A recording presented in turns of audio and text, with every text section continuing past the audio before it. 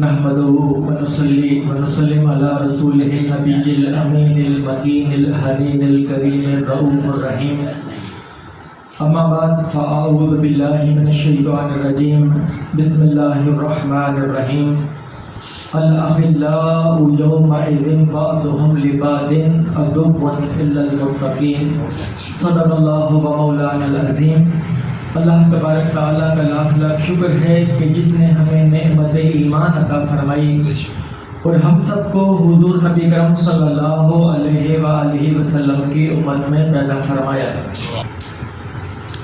جس آیہ کریمہ کی میں نے تلاوت کی، اللہ تبارک تعالیٰ نے فرمایا الاخلاء یومئذ بعضهم لبعض عدو، جو گہرے دوست ہوں گے قیامت والے دن ایک دوسرے کے دشمن ہو جائیں گے. جو دوست و احباب ہوں گے، گہرے دوست ہوں گے، جو دنیا کی دوستیاں ہیں، یاریاں ہیں، یہ سب قیامت والے دن ایک دوسرے کے دشمن ہو جائیں گے. الا المتقین، سوائے ان لوگوں کے جو متقی اور پرہیزگار ہوں گے. یعنی کہ جو متقی اور پرہیزگار ہوں گے ان کی دوستیاں قیامت والے دن کام آئیں گی. جو بات تقویٰ کی خالد بھائی کر رہے تھے، اب اللہ تبارک تعالیٰ سے سوال کرتے ہیں کہ باری تعالیٰ یہ صاحب تقویٰ کون ہیں، یہ پرہیزگار کون ہیں کہ جن کی سنگت ہم اپنائے رکھا کریں اور ان کی دوستیاں قیامت والے دن کام آئیں گی. اللہ پاک سے جب پوچھتے ہیں کہ باری تعالیٰ وہ صاحب تقویٰ کون ہیں، وہ پرہیزگار لوگ کون ہیں کہ جن کی سنگت ہم اختیار کریں، جن کی سنگت اور دوستی ہمیں قیامت والے دن کام آئے گی، تو اللہ تبارک تعالیٰ نے فرمایا سورہ یونس کی آیت نمبر 63، فرمایا الا ان اولیاء اللہ لا خوف علیہم ولا هم یحزنون الذین آمنوا وکانوا یتقون. خبردار، جو اللہ کے ولی ہیں ان پر نہ کوئی خوف ہوگا اور نہ وہ غمگین ہوں گے، اور وہ صاحب ایمان ہوتے ہیں اور صاحب تقویٰ ہوتے ہیں. یعنی کہ صاحب تقویٰ کون ہوئے؟ جو اللہ کے ولی ہوئے. جو اللہ کے ولی ہوتے ہیں وہ تقویٰ والے ہوتے ہیں، صاحب ایمان ہوتے ہیں.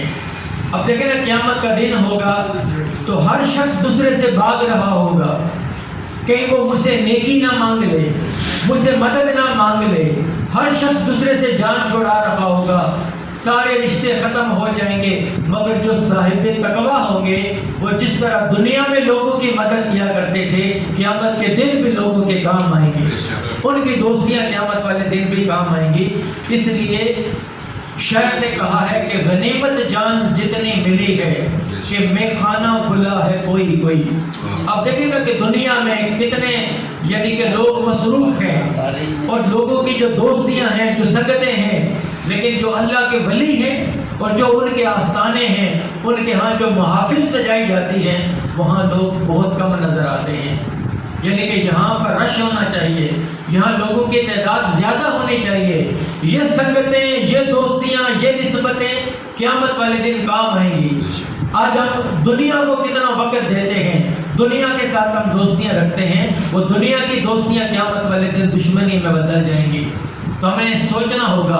امام حسن بصری رحمۃ اللہ علیہ فرمایا کرتے تھے کہ دوست بنانے سے پہلے یہ سوچا کرو کہ کیا اس کی دوستی، اس کی سنگت، اس کا تعلق، اس کی نسبت تمہیں آخرت میں کام آئے گی. اگر آخرت میں اس دوست کی دوستی کام آئے گی تو اس کے دوستی رکھا کرو. اس لیے کہ جو دوست آخرت میں کام آئے گا وہ دوست تمہیں دنیا میں بھی کام آئے گا. اگر کسی کی دوستی اور سنگت آخرت میں کام نہیں دے گی، اس کی دوستی اور سنگت تمہیں دنیا میں بھی کام نہیں آئے گی. تو دوستی کا معیار آخرت کے حساب سے ہونا چاہیے. سنگتیں اور دوستیاں ان سے رکھیں جو صاحب تقویٰ ہوتے ہیں. اللہ تبارک تعالیٰ قیامت والے دن اعلان فرمائیں گے این متحابون، ایک دوسرے سے محبت کرنے والے کہاں ہیں. تو اللہ تبارک تعالیٰ جب فرمائیں گے کہ ایک دوسرے سے محبت کرنے والے کہاں ہیں، تو فرمائیں گے کہ آج کے دن جب میرے سائے کے سوا کوئی سایہ نہیں ہوگا، تو جو اللہ کے لیے ایک دوسرے سے محبت کیا کرتے تھے، اللہ تبارک تعالیٰ نے فرمایا مجھے اپنے جلال کی قسم میں اسے اپنے سائے میں رکھوں گا.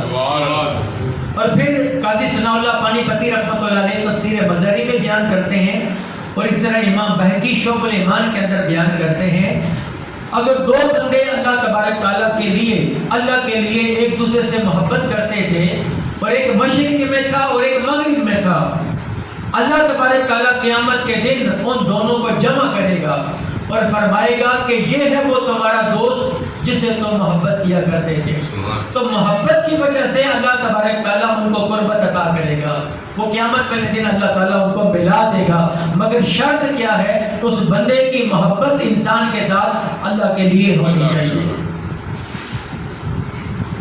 آج چونکہ سیدنا غوث اعظم عبد القادر جیلانی رحمۃ اللہ علیہ کے حوالے سے آج پروگرام ہے 11ویں شریف کا، اور خالد بھائی نے آپ کو بہت اچھا تعارف کروا دیا ہے، میں صرف ایک حدیث پڑھوں گا اور اس پر اپنی بات کو ختم کر دوں گا۔ مسلم شریف کے اندر حدیث ہے، اس کو غور سے آپ نے سننا ہے۔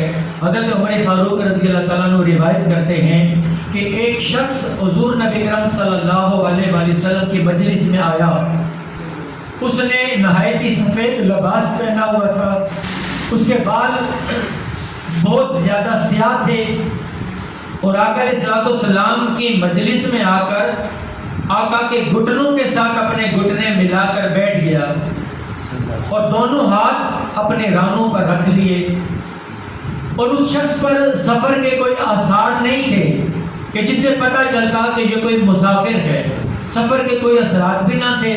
ہم جو صحابہ کرام جو بیٹھے ہوئے ہیں، ہم میں سے کوئی اس کو جانتا بھی نہیں تھا، یعنی کہ وہ مقامی بھی نہیں تھا۔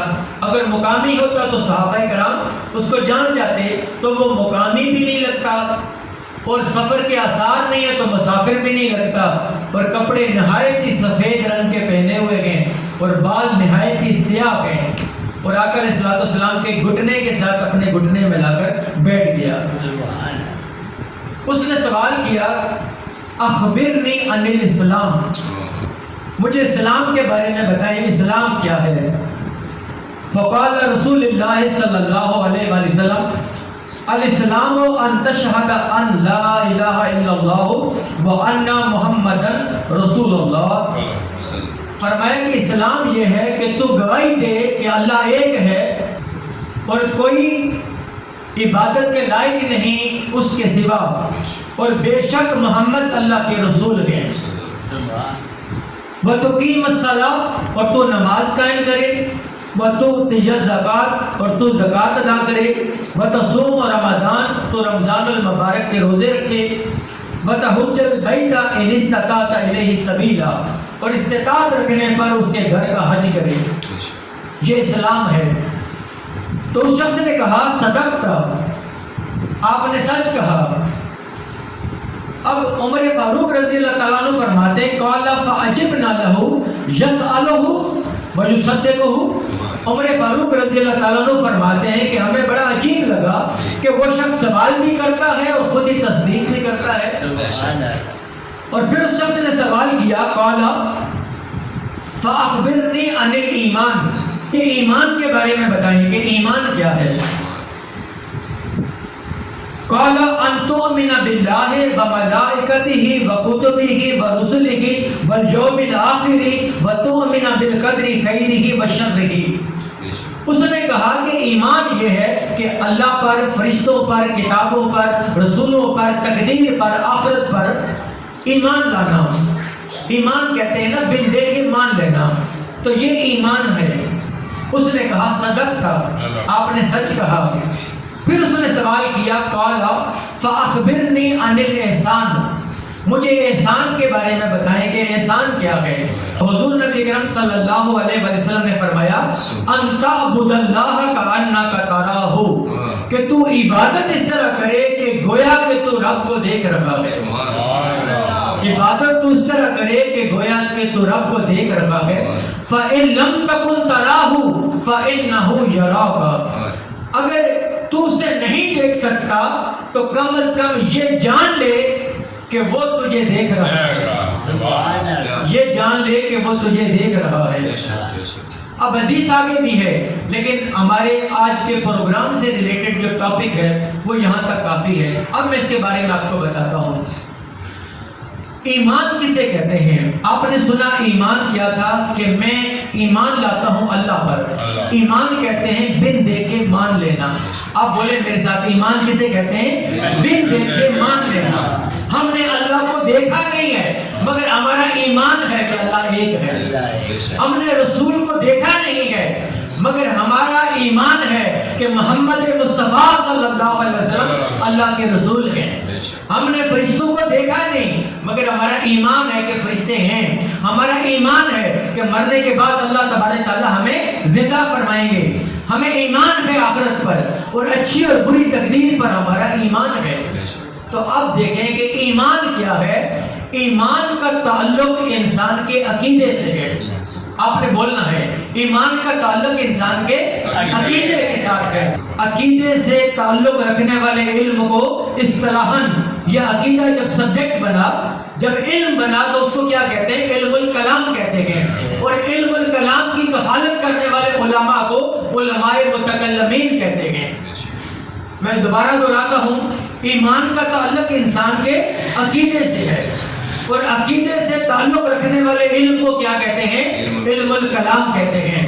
اور علم الکلام پر کام کرنے والے, کفالت کرنے والے علماء کو علماء متکلمین کہتے ہیں. یہ ایک سبجیکٹ ہے.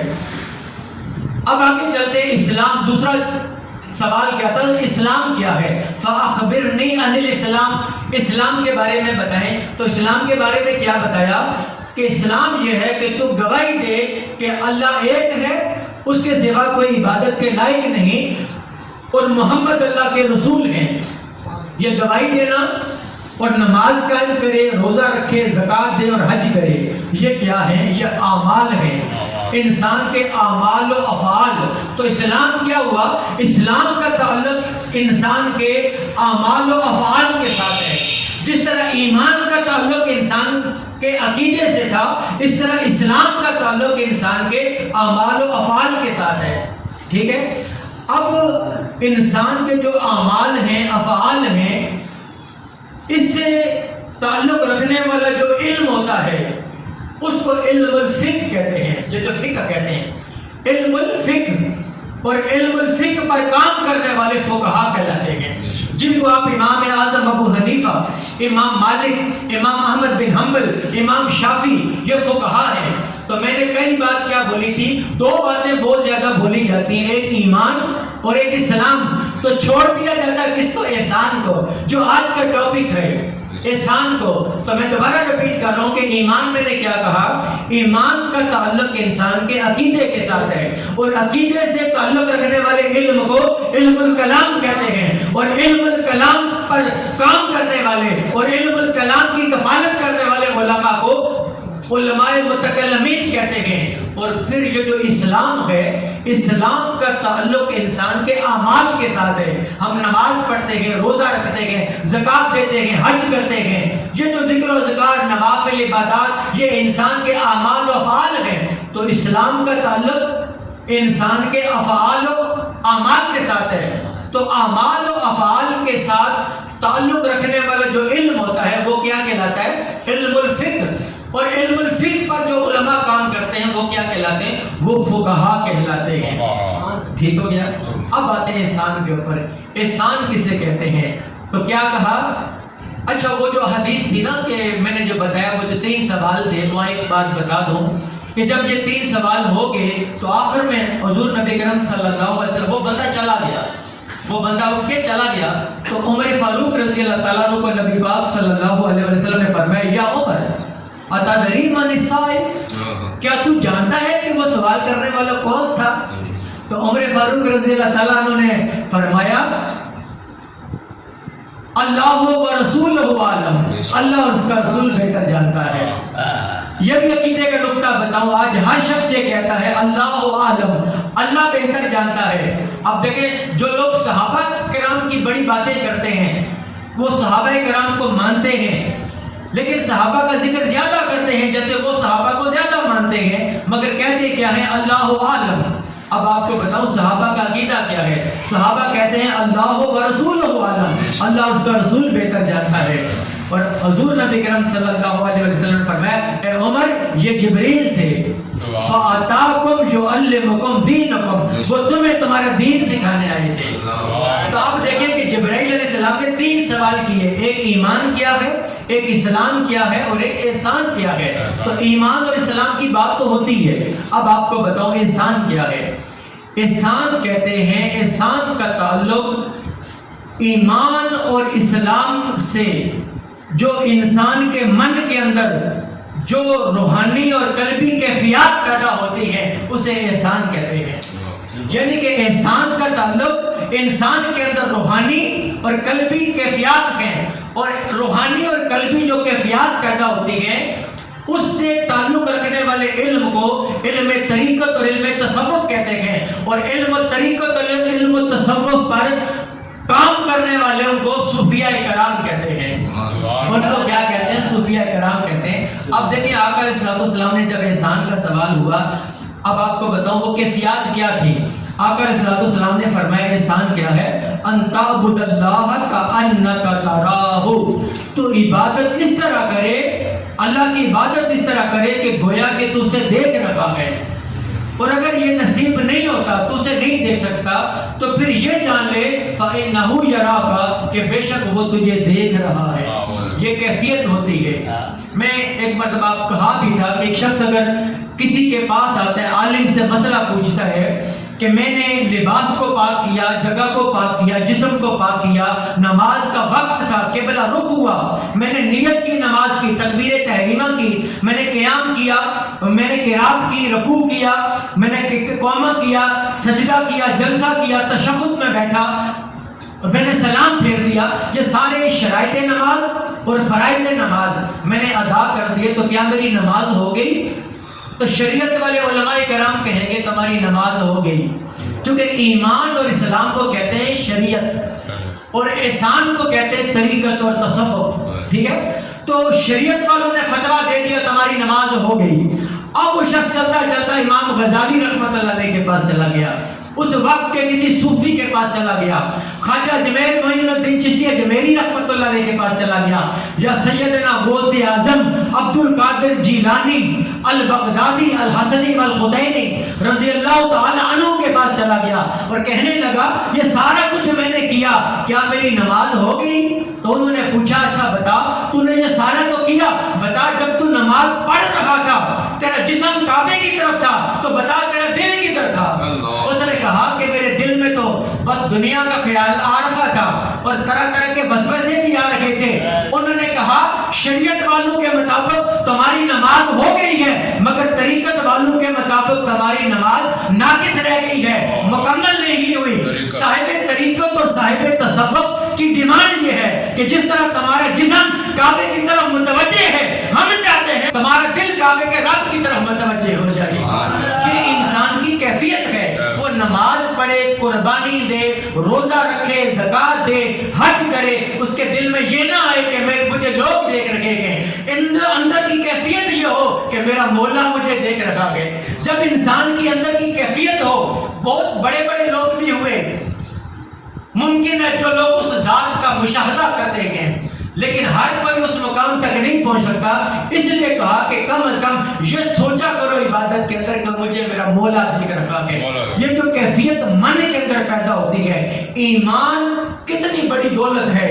ایمان آپ نے اللہ کو مان لیا، اپنے فرشتوں کو مان لیا، کتابوں کو مان لیا، رسولوں کو مان لیا، تقدیر کو مان لیا، کتنی بڑی بات ہے ایمان۔ اور پھر اسلام دیکھیں، آپ اللہ اور اس کے رسول کی گواہی دیتے ہیں، اور پھر آپ نماز قائم کرتے ہیں، آپ روزہ رکھتے ہیں اور زکوٰۃ ادا کرتے ہیں، اور صاحب استطاعت اس کے گھر کا حج کرتا ہے۔ یہ کتنی بڑی نعمتیں ہیں ایمان اور اسلام۔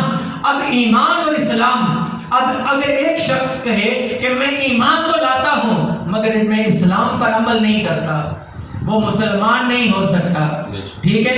اگر کوئی شخص دعویٰ کرے کہ میں نماز پڑھتا ہوں، روزہ سب کچھ کرتا ہوں، مدد کرتے ہیں، پیسہ دے دیتے ہیں، صدقہ و خیرات کر دیں، مگر ان کا اللہ کے اوپر، رسول کے اوپر ایمان نہ ہو، تو تو کامل وہ بھی نہیں ہو سکتا، مسلمان وہ بھی نہیں ہو سکتا.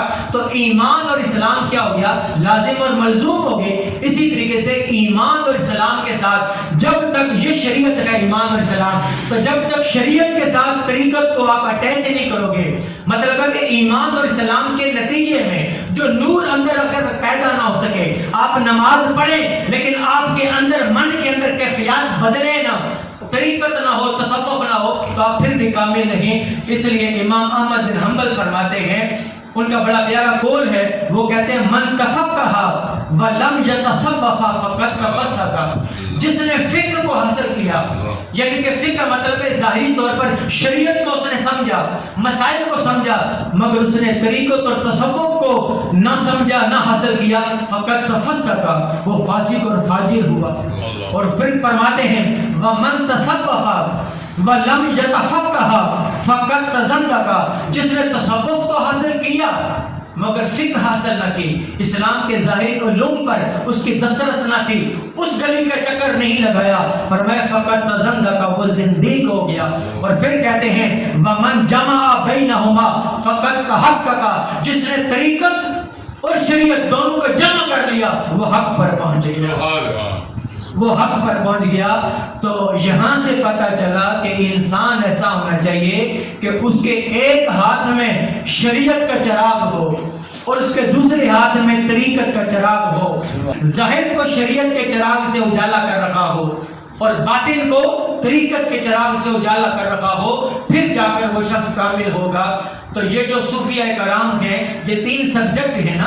دیکھیں علماء متکلمین ہیں، علماء فقہ ہیں، فقہاء حضرات، جو لوگ آج کے زمانے میں فقہاء کا انکار کر دیتے ہیں، امام اعظم ابو حنیفہ کا، امام مالک کا، امام احمد بن حنبل کا، امام شافعی رحمۃ اللہ علیہ کا. تو ہمیں سوچنا چاہیے کہ جس طرح ہم اسکول، کالج، یونیورسٹی میں جاتے ہیں تو کیمسٹری کا ٹیچر الگ ہوتا ہے، فزکس کا ٹیچر الگ ہوتا ہے، میتھمیٹکس کا ٹیچر الگ ہوتا ہے، ایمبریالوجی کا ٹیچر الگ ہوتا ہے، سوشیالوجی کا ٹیچر الگ ہوتا ہے، جیالوجی کا ٹیچر الگ ہوتا ہے، اسٹرانومی کا ٹیچر الگ ہوتا ہے. جس طرح ایک ایک سبجیکٹ کو پڑھانے والے ٹیچر الگ الگ ہوتے ہیں، اس طرح یہ دین اسلام ہے، اس کے بھی سبجیکٹ الگ الگ ہوتے ہیں. ایمان کو پڑھانے والے اور ایمان پر کام کرنے والے علماء متکلمین الگ ہیں، اور فقہ پر کام کرنے والے انہوں نے کیا کیا؟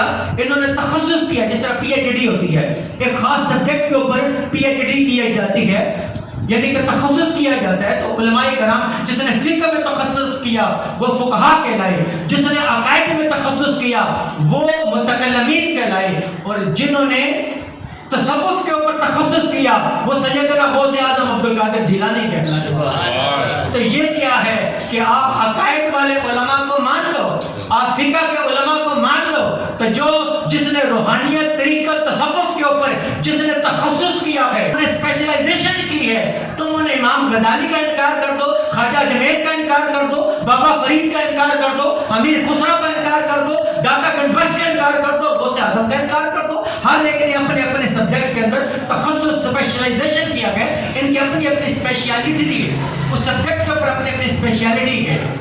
تو ہمیں آج کے دور کے اندر چونکہ جدید لوگ ہیں، اسکول، کالج، یونیورسٹی سے پڑھنے والے لوگ ہیں، تو ان کے سامنے ہم نے جدید طریقے سے اپنے دین کو رکھنا ہوگا تاکہ لوگوں کے کنسیپٹ کلیئر ہوں. اللہ تبارک تعالیٰ سے دعا ہے کہ اللہ تبارک تعالیٰ ہمیں دین کا فہم عطا فرمائے اور طریقت اور شریعت دونوں کی معرفت عطا فرمائے اور دونوں پر عمل پیرا ہونے کی توفیق عطا فرمائے. وما علینا الا البلاغ المبین.